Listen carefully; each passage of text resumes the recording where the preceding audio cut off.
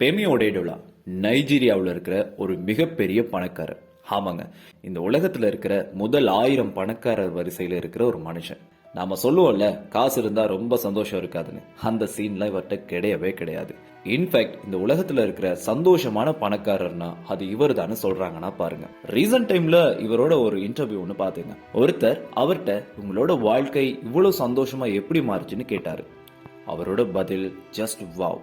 அவர் சொல்றாரு, நான் என்னோட லைஃப்ல 4வது ஸ்டேஜ்ல உண்மையான சந்தோஷத்துக்கான மீனிங்க புரிஞ்சுக்கிட்டேன். ஃபர்ஸ்ட் ஸ்டேஜ்ல நான் எப்படி காசு சேர்க்கறது, எப்படி பணத்தை தேடுறது, அதுக்கான வழிமுறை என்னன்னு தெரிஞ்சு அதை பண்ணேன். ஆனா அது எனக்கு அவ்வளவா பிடிக்கல.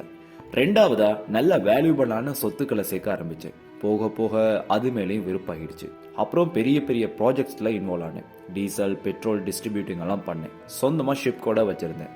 ஆனா அப்ப கூட நான் கற்பனை பண்ண சந்தோஷத்தை என்னால எடுத்துக்க முடியல. அப்புறம் தாங்க யதார்த்தமா நான் என்னோட பழைய ஃப்ரெண்ட் ஒருத்தரை சந்திச்சேன். அவரு என்கிட்ட நடக்க முடியாத குழந்தைங்க கொஞ்சம் பேருக்கு வீல் சேர் வாங்கி கொடுங்கன்னு சொன்னாரு.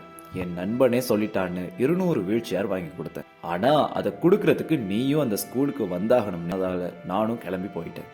அங்க அவங்களுக்கு நானே என்னோட கையால அந்த வீல் சேர்ஸை கொடுத்தேன். அந்த குழந்தைங்க முகத்துல அவ்வளவு சந்தோஷம், அதை விவரிக்கிறதுக்கு வார்த்தையே இல்லை.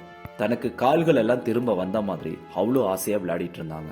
ஒரு மாதிரி அங்க இருந்து கிளம்பும் போது ஒரு குட்டி குழந்தை என் காலை செல்லமா இறுக்கி பிடிச்சு என்னோட முகத்தை பார்த்தது. நானும் குனிஞ்சு உனக்கு வேற எதுவும் வேணுமான்னு கேட்டேன். அதுக்கு அந்த குழந்தை சொன்ன பதில் தாங்க என்னை இப்படி ஒரு மனுஷனா மாத்துச்சுன்னு அவர் சொல்றாரு. ஆமாங்க, அந்த குழந்தை என்ன சொல்லிச்சுன்னா, நான் உங்க முகத்தை ஞாபகம் வச்சுக்கிறேன், சொர்க்கத்துல நம்ம மீட் பண்ணும்போது கடவுள்கிட்ட சொல்லி உங்களுக்கும் பிடிச்சதை வாங்கி தர சொல்றேன்னு கியூட்டா சொல்லிட்டு கிளம்பிருச்சான். அந்த நிமிஷம் என் மனசுக்குள்ள ஏதோ ஒரு வித்தியாசமான ஃபீல்.